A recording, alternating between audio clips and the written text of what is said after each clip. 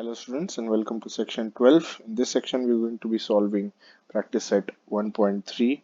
So without wasting any time, here we have question number 1. I have a determinant 3, 4, 2 and 5. I have 3, then I have a blank minus, again a blank into 4. So now as we've learned before, a determinant is solved as if I have A, B, C, D. Determinant is solved as AD minus BC. So in this case, I have 3 into, I'll be writing all the blanks with red. So 3 into 5 here, and I have minus BC. So in this case, 4 is given to me. That means from the formula, I have B. So I have to write down C. So I have 2 into 4. So my value, again, I'll be writing the blanks in red. I have the value as 15 minus 8, which is equals to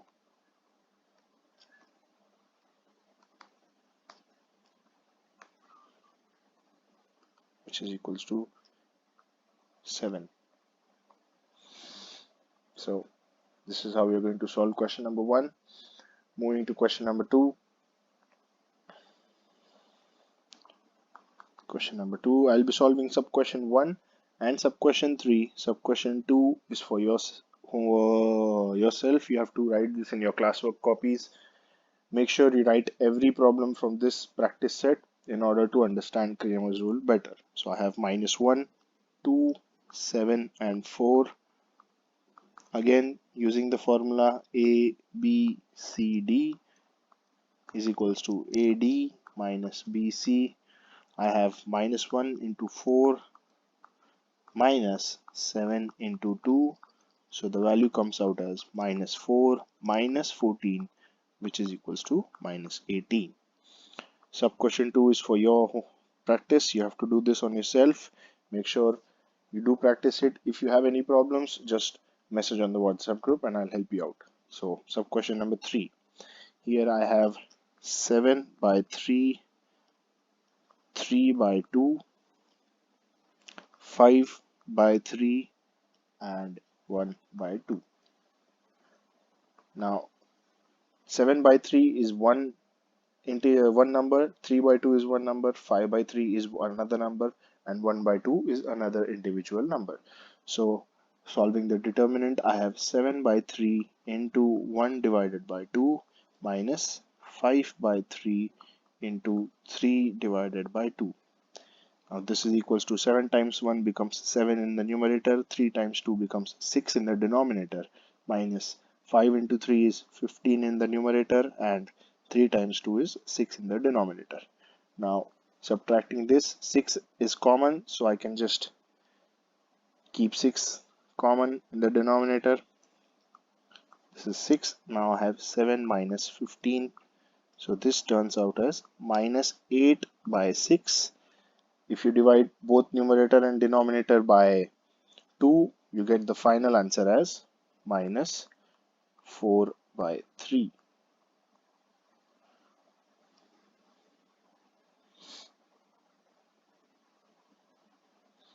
You get the final answer as minus 4 divided by 3. Now, one thing that you need to understand here is that minus 8 by 6 and minus 4 by 3 both are correct answers. You can write it in both the ways, but if the question states you to simplify the final answer, then try to simplify as far as possible in terms of integers. Now, moving on to the next question, we have question number 3. Now, in question number 3, I'm going to be solving 2 or 3 problems so that the rest of the problems are for you to practice and understand. We'll start off with sub question 1. I have here sub question 1. My equations are 3x minus 4y is equals to 10 and 4x plus 3y is equals to 5. Now, comparing them to standard equation, I have a1x, b1y is equals to c1 A2x plus B2y is equals to C2. So my A1 is 3, A2 is 4, B1 is minus 4, and B2 is 3. Now for some students, if you're not able to understand why B1 is minus 4, we're going to show it this way. So look at equation number, the first equation. That means I want to look at this particular value and this particular value.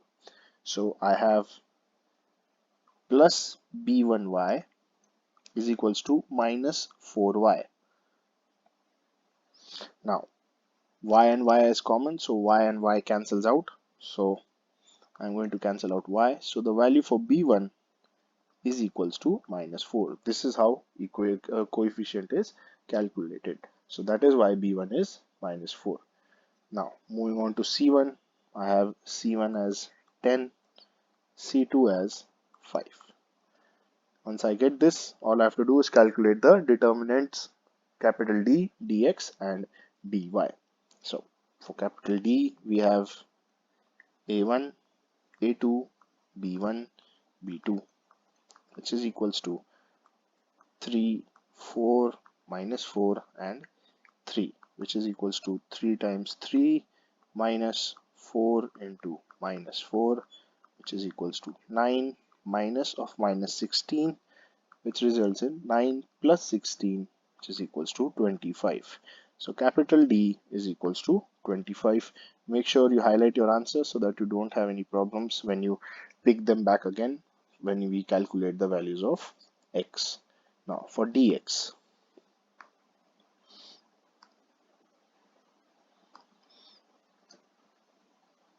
so here I have dx is equals to c1 c2 b1 b2, which is equals to 10, 5, minus 4 and 3, which is equals to 10 times 3 minus 4, minus 4 into 5, which is equals to 30 minus of minus 20.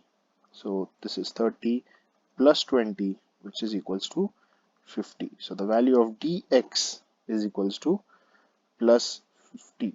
So here I have my dx value as plus 50.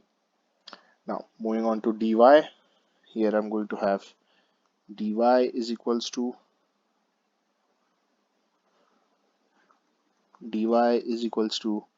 a1 a2 c1 c2, which is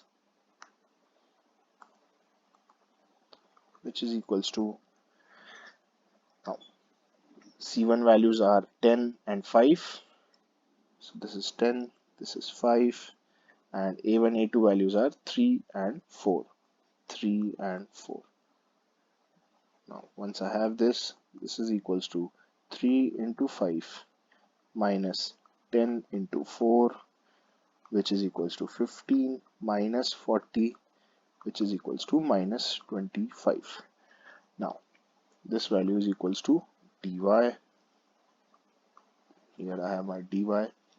Now x is equals to dx divided by d, which is equals to y, that will be equal to some value, and we have y equals to dy divided by v, which will be divided by d, which will be equal to some value. Now my dy value is minus 25 divided by my d value is 25 plus 25. So this cancels out and I'm left with minus 1, and my dx value is plus 50. So this is 50 divided by d is plus 25. So this is equals to 2. So now my solution here is x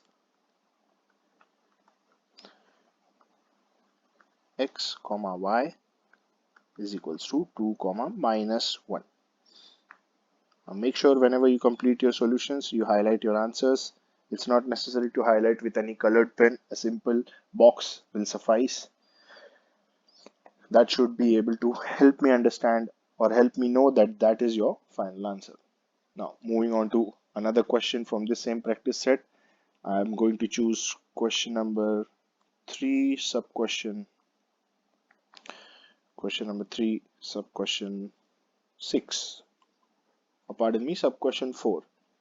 So question number 2, sub question 4. Here my equations are 6x minus 4y is equals to minus 12 and 8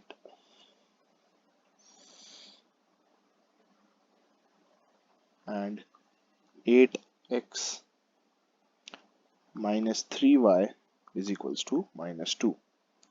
Again comparing them to standard equations. Every time we solve Cramer's rule, we compare the equation to the standard equations and then start solving the question. So here I have a2x, b2y is equals to c2. So my a1 value is 6, a2 value is 8, b1 value is minus 4, b2 value is minus 3, c1 is minus 12 and c2 is minus 2.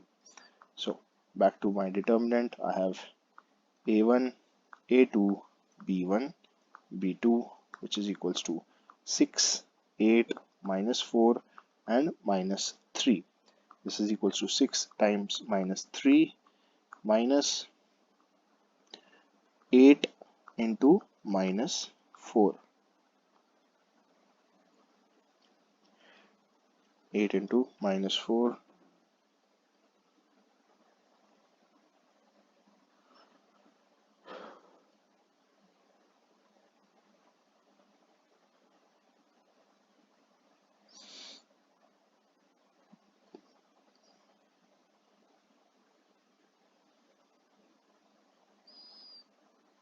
This is 8 into minus 4, which is equals to minus 18 minus of minus 32. So this is equals to minus 18 plus 32. This answer will come as 14. So my D value is positive 14. Now moving on to dx, I have dx as c1, c2, b1, b2, which is equals to my c1 is minus 12, c2 is minus 2, so I have minus 12 minus 2, b1 is minus 4, b2 is minus 3, so this is minus 4, this is minus 3. Now here I have minus 12 into minus 3 minus minus 4 into minus 2. Now as we all know, minus times minus becomes positive, so I have minus 12 into minus 3, that will become positive, and 12 into 3 is 36, minus minus 4 into minus 2, again minus times minus positive, 4 into 2 is 8. So I have 36 minus 8 as my value. So the value here becomes plus 28. This is my value for dx. Once I get this, I'll move on to dy. dy is equals to a1, a2, c1, c2. So my c1 is minus 12, c2 is minus 2, my a1 value is 6, my a2 value is 8. So I have 6 here and I have 8 here. This is equals to 6 into minus 2 minus 8 into minus 12. Solving this, I get 6 into minus 2 is minus 12. Minus sign is just with minus 2, so minus into plus is negative. Minus 8 into 12 is 96, and we have plus into minus, so my sign is negative. Now once I open the bracket, the sign will become positive, so I have minus 12 plus 96, which is equals to plus 84. So my dy value is plus 84. Once I get this, I can calculate my x and my y. So x is equals to dx divided by d, and y is equals to dy divided by d. So x is equals to My dx value is 28. Here I have 28. My capital D value, determinant D value is 14. Here I have 14. And for dy I have 84 and D value is 14. So x is equals to 2 and y is equals to 7. So I have my solution as x comma y is equals to 2 comma 7.